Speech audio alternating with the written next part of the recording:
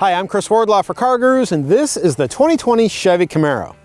As you know, this is one of three classic American sport coupes. Call them pony cars, call them muscle cars, call them Cialis substitutes, whatever.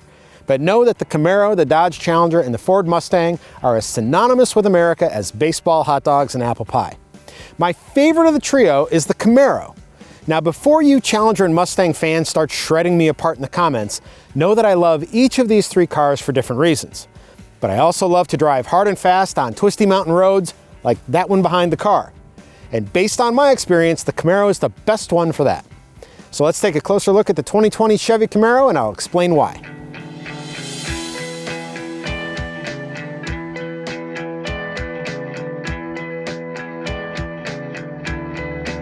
Before we get into the details, let me tell you what I'm driving because it's new for the 2020 model year.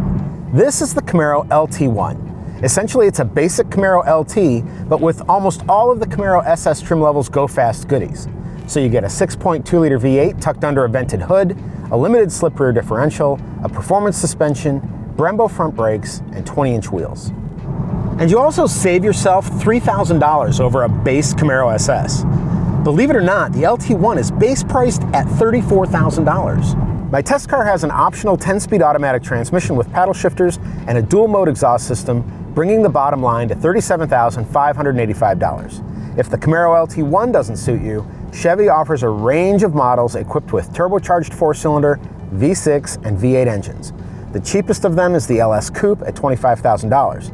The most expensive is the ZL1 convertible, which costs $68,000. If you're wondering what the CarGurus recommended trim is, I'd say you should probably consider the Camaro 3LT. The reason is because it's got a turbocharged 4-cylinder engine or a normally aspirated V6, and that means lower insurance rates and better gas mileage.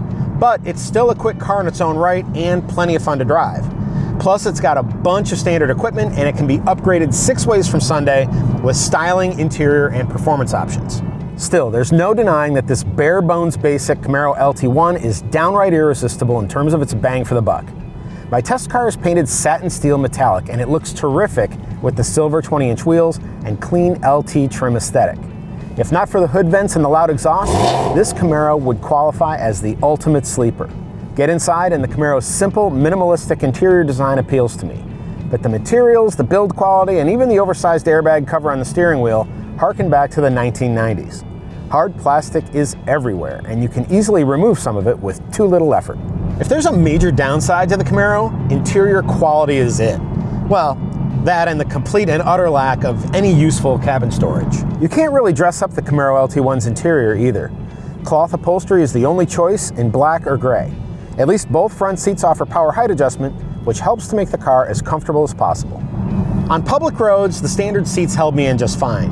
But if you're planning to take a Camaro LT1 to the track, I'd strongly recommend the optional Recaro performance seats, which cost $1,595. Theoretically, you can bring a couple of extra people along for the fun, but the back seat is essentially useless for all but the youngest of children. Trunk space is actually decent, shaped to hold a couple of full-size suitcases, but the high liftover and the small opening mean you'll need some extra muscle if you pack for a trip like my family does. If you get creative, smaller duffels and backpacks will also fit, and thanks to the exterior lid hinges, you can use every ounce of the 9.1 cubic feet of space. The Camaro LT1 isn't exactly a technological tour de force, but an argument could be made that it includes everything you really need and nothing you don't. For example, the 7-inch touchscreen infotainment system is standard and includes a reversing camera, which is definitely necessary in this car. The system also has Apple CarPlay, Android Auto, and 4G Wi-Fi capability.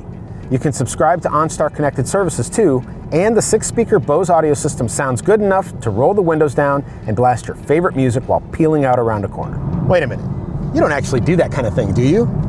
Don't. It's not even remotely cool. That's all in your head. On the safety front, the Camaro comes with standard teen driver technology. This gives parents of young drivers access to a driving report card that can put teenagers on the naughty or nice list. Aside from that and the standard reversing camera and the extra cost OnStar service with automatic collision notification and SOS emergency calling, the Camaro LT1 is utterly devoid of safety tech. At a minimum, it needs an option package that includes blind spot monitoring and rear cross traffic alert. If you get into a crash, the Camaro Coupe does a good job of protecting you as long as you keep it rubber side down. Flip it and the roof crush rating from the Insurance Institute for Highway Safety is acceptable instead of good. In testing conducted by the federal government, the Camaro earns 4-star instead of 5-star frontal impact ratings. Given the Camaro's capable driving dynamics, you should have no trouble at all avoiding an at-fault collision unless you're behaving like a total amateur. This car is built on the General Motors Alpha platform, engineered to serve as the basis of the Cadillac ATS and CTS, luxury sedans that were charged with taking on the best Germany had to offer. It lives on in the new for 2020 Cadillac CT4 and CT5, and of course in the Camaro. Because the Camaro shares its engineering DNA with those two caddies, it is my favorite American performance coupe to drive. Not as fat and sloppy as the Challenger and feeling smaller and nimbler than the Mustang, a modern Camaro behaves more like an Audi, BMW, or Mercedes on tight, narrow, winding roads. I'm talking strictly about driving dynamics here. Obviously, this car isn't in the same class as those luxury brands. But when it comes to the engineering, the tuning, and the feel from behind the wheel, this Chevy will surprise any talented driver with its abilities. Equipped with a 6.2-liter V8 engine making 455 horsepower and 455 pound-feet of torque, the Camaro LT1 makes all the right sounds when you push the engine start button. And the optional dual-mode exhaust system makes sure everyone knows this isn't some rental car special. A 6-speed manual gearbox is standard, but my test car has the optional 10-speed automatic. Now, you might be thinking that a 10-speed automatic gets mighty confused when you're driving hard and fast, but not this one. With the car in sport rather than tour mode, a performance algorithm made sure it was always in the right gear at the right time as I ripped across the Santa Monica Mountains. Power, as you might imagine, is in plentiful supply, but you can't stop on the accelerator or the rear end gets squirrely. Instead, you've got to roll into the throttle while monitoring for signs of lost grip at the rear wheels, and especially when you're exiting a corner. To drive the Camaro LT1 fast, the car demands smooth and careful inputs and close attention to its responses and behavior. Otherwise, you risk becoming the latest viral social media sensation, and not in a good way. Fortunately, the powertrain is backed up by GM's capable Alpha platform.